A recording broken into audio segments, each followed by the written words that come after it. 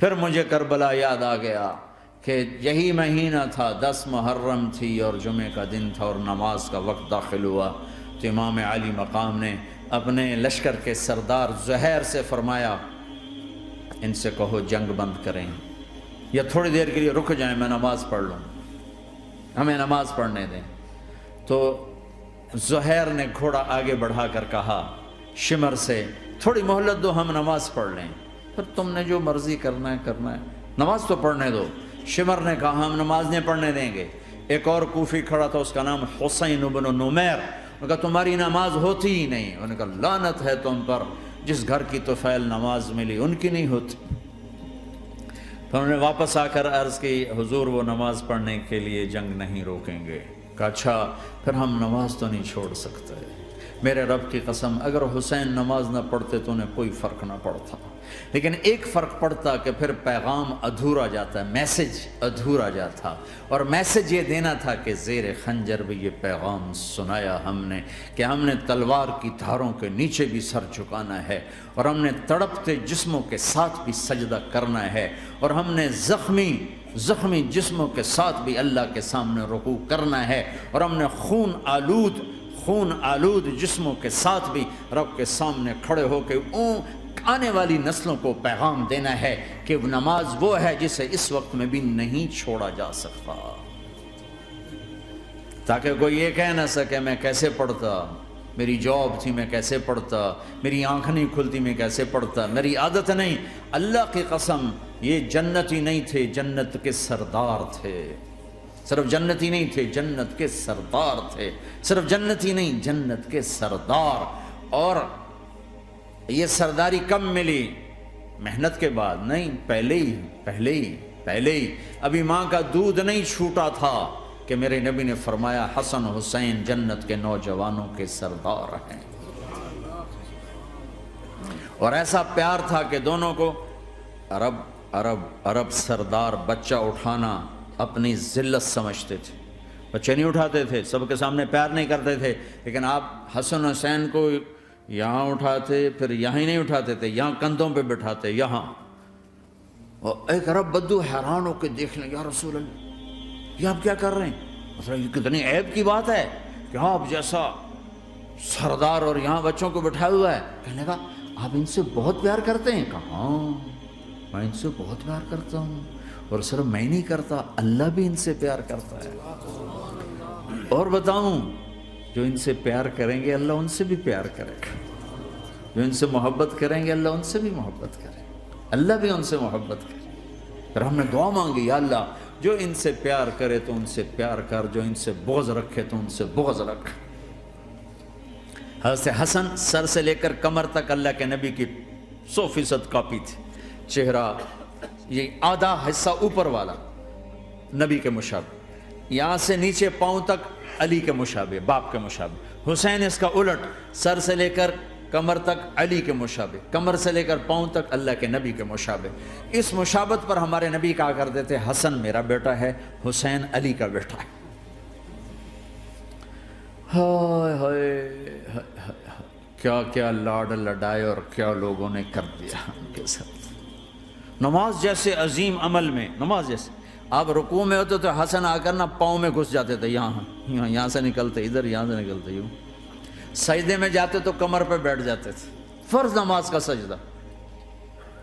تو ایک دفعہ پہلی دفعہ جب یہ قصہ ہوا تو آپ نے سجدہ لمبا کر دیا، بچے کے اتارا نہیں، اٹھے نہیں، سجدہ لمبا کر دیا۔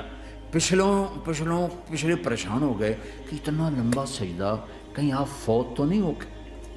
تو جو پہلی صف میں تھے نا انہوں نے یوں کر کے دیکھا، چکر کی وہ دیکھا تو حسن کمر پہ چڑھے ہوئے، تو قریب ایک آدمی نے آگے ہاتھ بڑھا کے کھینچنا چاہا، تو آپ نے یہاں سے دیکھا ہاتھ آ رہا ہے، تو آپ نے اپنے ہاتھ سے یوں اشارہ، نماز میں یوں اشارہ کیا کہ میرے بچے کو نہ چھوڑو۔ جب حسن خود اترے پھر آپ سجدے سے اٹھے۔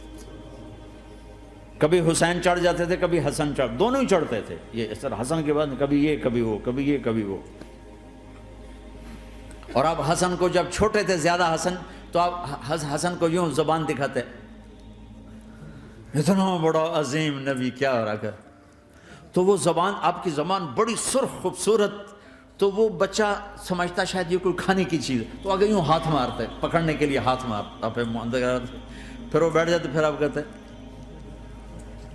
یہ میرا نبی گھر کی زندگی بتا رہا ہے۔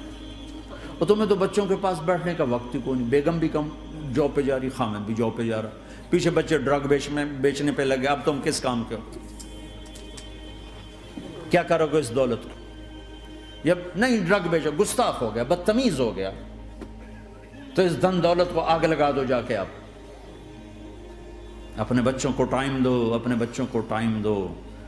عورت کا کام کمانا نہیں ہے، عورت کا کام نسل کو بنانا ہے۔ قناعت سیکھو، قناعت تو آسانی سے مینج ہو جائے گا، قناعت نہیں تو پھر تو دنیا کے بادشاہ کی بھی ہوس پوری نہیں ہو سکتی۔ کھیلتے تھے، حسن حسین کی کشتی کراتے تھے، دونوں بھائیوں کی کشتی کراتے۔ ایک دفعہ دونوں کی کشتی ہو رہی اور حسین ذرا کمزور پڑ رہے تھے، تو آپ اس کو شاباش دیتے، شاباش شاباش شاباش۔ تو حضرت فاطمہ کہنے لگی، ماں بھی بیٹھی تھی، کہنے لگی یا رسول اللہ آپ حسین کو شاباش دے رہے ہیں، حسن کو کیوں نہیں دے رہے؟ تو آپ نے کہا یہ جبریل میرے پاس کھڑا ہوا ہے، یہ بھی حسین کو شاباش دے رہا ہے، تو میں بھی حسین کو شاباش دے رہا ہوں۔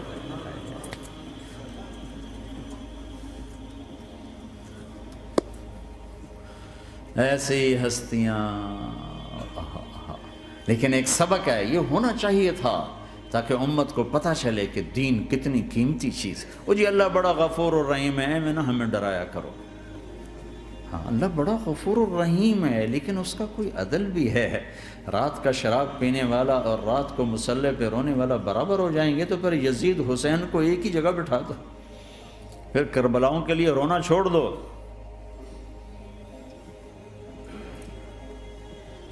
رات کو ناچنے والی، رات کو رونے والی برابر ہو جائیں گے، سود کھانے والا، حلال کھانے والا برابر ہو جائیں گے، شراب بیچنے والا اور مزدوری کرنے والا برابر ہو جائیں گے، جھوٹ بولنے والا، سچ بولنے والا برابر ہو جائیں گے۔ افنجعل المسلمین کالمجرمین ما لکم کیف تحکمون ام لکم کتاب فیہ تدرسون۔ اس سے زیادہ واضح کیا بتاؤں کہ میرا رب کہتا ہے کون سی کتاب میں لکھا ہوا ہے کہ ماننے والا نہ ماننے والا برابر کر دوں گا؟ کون سی کتاب میں؟ اللہ کو یہ کہنا پڑ رہا ہے ام لکم کتاب فیہ تدرسون، کس کتاب میں یہ لکھا ہوا ہے؟ ام نجعل المتقین کالفجار، ایک بدماش اور ایک فرمانبردار کو برابر کر دوں؟ کہاں لکھا ہوا ہے؟ ایسی ہستیاں،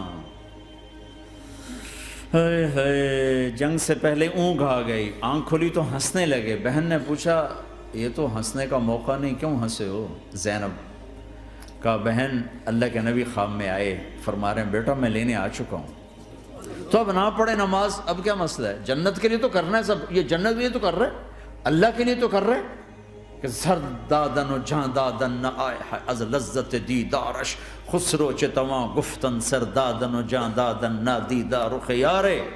اس اللہ کے لیے تو سر کٹا رہے ہیں، تو وہ تو راضی ہو چکا ہے، نبی آ چکا ہے، آؤ بیٹا میں لینے آ چکا ہوں، تو اب نہ پڑھیں نماز۔ نہیں نہیں، برمنگم والوں کو کون بتائے گا کہ نماز کیسی چیز ہے؟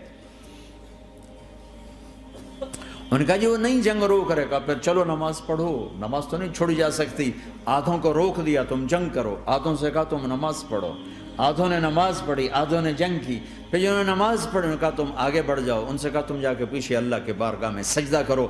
1400 سال کی تاریخ میں ایسے نمازی میری نظروں سے نہیں گزرے، پر ایسی نماز نہیں پڑھی گئی نبی کے زمانے کے بعد۔ آپ نے بھی صلاۃ خوف ایک پڑھی تھی، نبی تو نبی ہوتا ہے، اور کیا ان کا حال تھا، خون و خون، اپنے خون سے وضو کیے یا کربلا کی مٹی سے تیمم کیے؟ جب سجدوں میں سر رکھ کے سبحان ربی الاعلی کہا ہوگا تو دھرتی میں کیا ہلچل مچی ہوگی۔ نماز نہ چھوڑا، نماز نہ چھوڑنا، کوئی عورت نہ کوئی مرد، نماز نہ چھوٹے۔